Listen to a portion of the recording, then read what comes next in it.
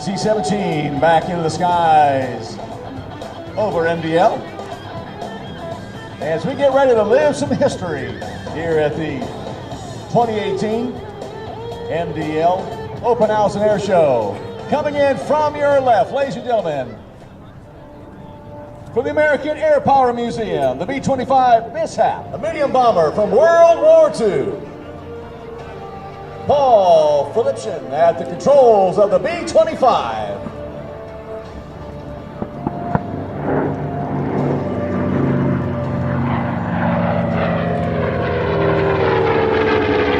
This aircraft was delivered to the military on the 25th of February, 1941. It's the fourth production B-25 off the assembly line. Again, the oldest flying model of this aircraft. As a matter of fact, the General of the Army, Hap Arnold, actually used this aircraft as his own personal military aircraft during World War II. Many generals and admirals at the time thought he was absolutely crazy, but he proved them absolutely correct in World War II. Look at this, ladies and gentlemen, the low high-speed pass of the B-25.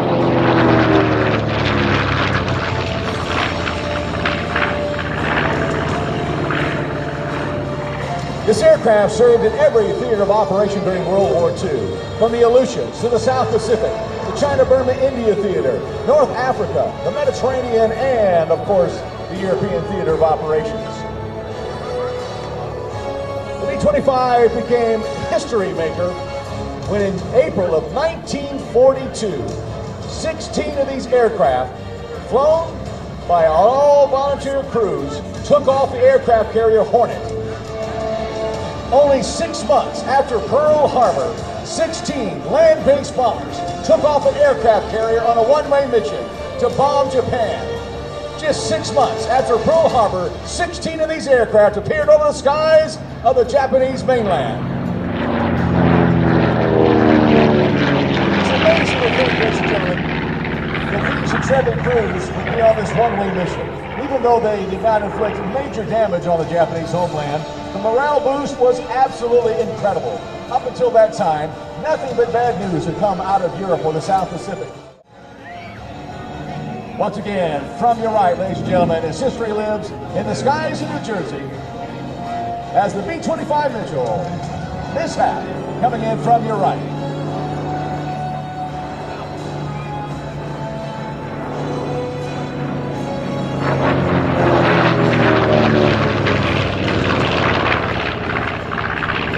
The B-25, one of the most formidable medium bombers of World War II, serving from beginning to end. Again, this is one of the early versions. As a matter of fact, this is the oldest B-25 still flying in the world today. One of the ways you can kind of, if you know your history of this aircraft, you'll notice this aircraft has no tail turret, no tail gunner.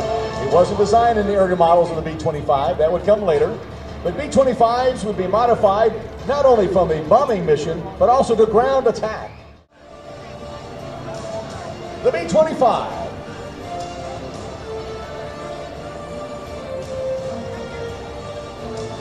Here she comes. Listen to the sights and sounds of history, ladies and gentlemen. The B-25 Mitchell.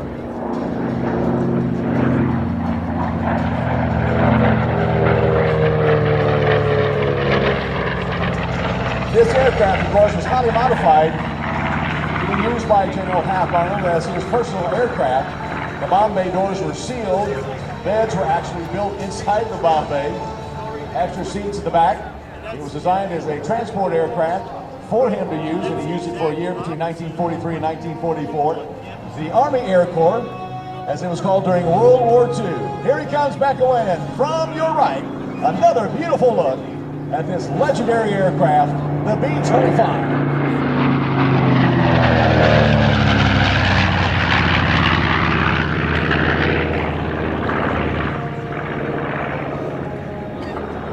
Later versions of the B-25 not only featured the tail gunner, but 2 side gunners, also with 50 caliber machine guns on the side of the fuselage and a top turret gunner. Museums are great. We need museums.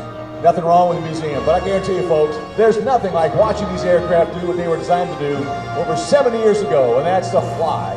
and of course to share the history of these proud moments in our history where men and women from all across the nation gathered together to fight off the tyranny from the Nazis in Europe to the Japanese in the South Pacific.